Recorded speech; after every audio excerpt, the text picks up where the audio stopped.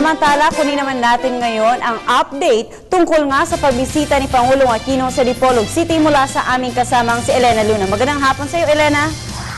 Magandang hapon, Princess. Kadarating lang natin dito sa lalawigan ng Zamboanga del Norte. Nandito tayo ngayon sa Dipolog City kung saan inaasahang darating bukas ng umaga si Pangulong Aquino.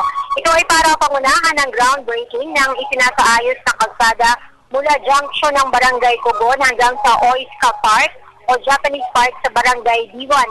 Isa itong tourism road project sa ilalim ng convergence program ng Department of Tourism at ng Department of Public Works and Highways. May haba ang kalsadang ito ng 14 na kilometro na dadaan sa bulubunduking lugar ng Punta Dansulian, Sergio Osmeña sa East-West Lateral National Road sa Dipolog. 10 a.m. bukas magkakaroon ng programa para sa gagawing capsule laying ni Pangulong Aquino. Matapos schedule din ni Pangulong Aquino ang meeting kasama ang mga lokal na lider at residente ng Zamboanga del Norte. Mula dito sa Dipolog City, ako si Elena Luna para sa Telebisyon ng Bayan.